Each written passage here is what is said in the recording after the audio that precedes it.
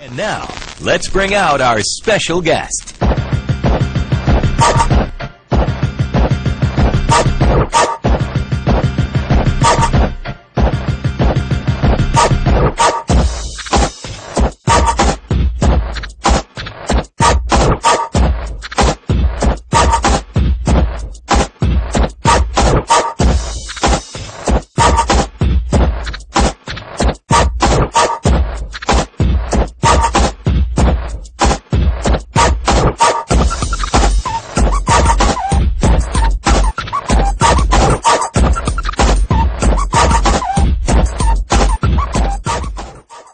Blood sacrifice for fame. A lot of you won't get this, but those of you who are up on entertainment already know the truth. Let's talk about Prince starting off. In 98-99, Prince would end all his tours with letting the world know what's coming ahead, but no one knew what he was talking about. Check it out.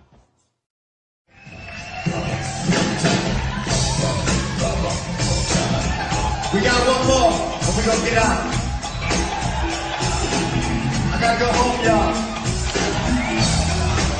I gotta go back to America. I gotta go get ready for the bomb. Osama bin Laden getting ready to bomb.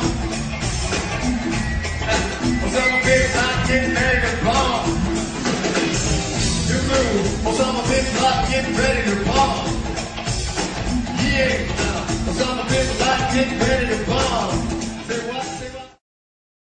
Now you tell me, how do Prince know about the bombs 2 to 3 years ahead of time, when Al-Qaeda and Osama bin Laden weren't even talked about until the bombs and the towers actually went down? That lets you know the elite lets these guys know what's up ahead of time.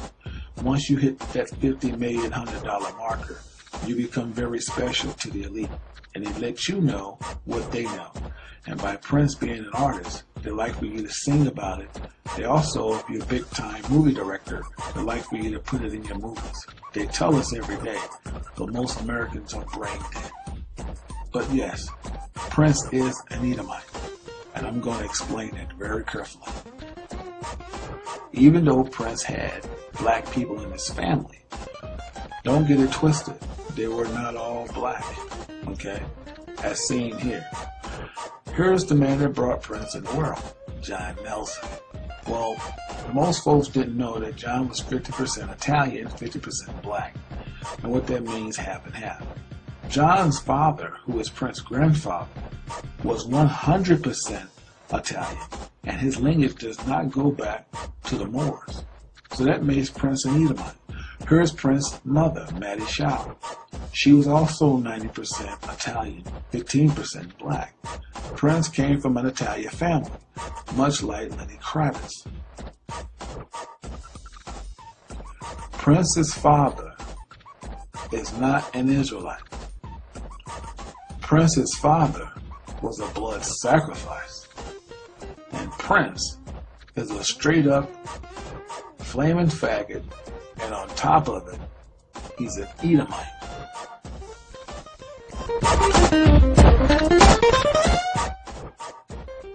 Prince's father dies. The sacrifice is fulfilled.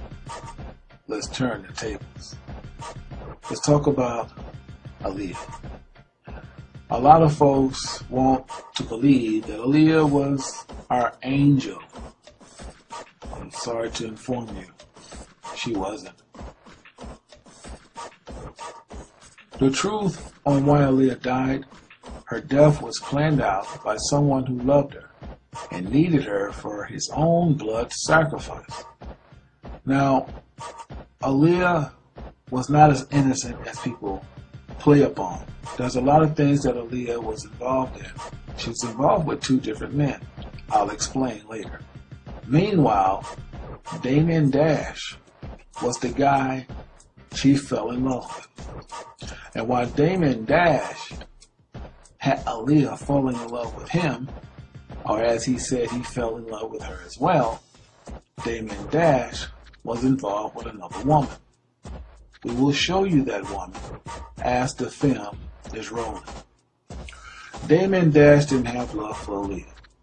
Damon Dash really didn't give two squats about Aaliyah. But what he did need her for is for his own journey.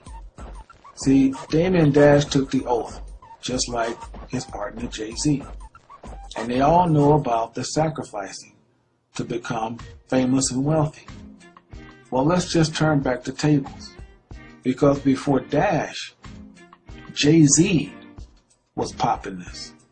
Oh yeah, don't get it twisted. Jay-Z and Aaliyah had a thing going on. That is not a lie if you've seen it in the past. Jay-Z would meet Aaliyah at the club or sometimes bring her to the club. The thing is, Damon used to see Jay-Z with her. But Jay-Z really didn't have an interest. He kind of liked her, but he didn't. Dash really wanted her for other reasons, as seen here. Aaliyah was kind of giving out, I hate to say it this way, but Aaliyah was kind of giving out like a joint. She was what they call a jump around with these two particular guys. In Aaliyah's last film, she plays this demonic vampire evil witch. It's amazing that certain roles you take can depict how your life will play out. In the final role that Aaliyah played, she played this witch being turned into ash into stone. But little did she know that playing a film would come out to be reality. Aaliyah playing Nosedive because it was way overweight. Everyone aboard pretty much died. But during that day, after the shoot, Rock the Boat, Damon was calling Aaliyah pretty often. He was begging her to get on that plane so he could see her, so he said. See, it was all in the plans. Aaliyah was the blood sacrifice so that Damon could reach his fortune and his fame. I'll explain it as the film rolls. During the funeral, the guys come out with one hand over another. That's to let the elite know that the sacrifice have taken place, and now they're at the finale.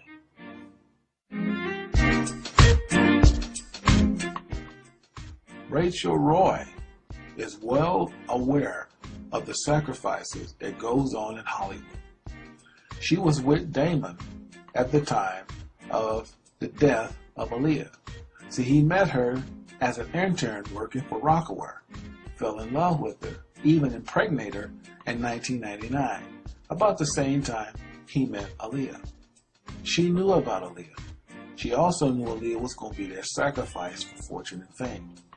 When Aaliyah passed, he got back with Rachel, but did not marry her till 2005. He didn't want people to be seen so suspicious. Meanwhile, Aaliyah's death hits everybody like a storm. But don't get it twisted.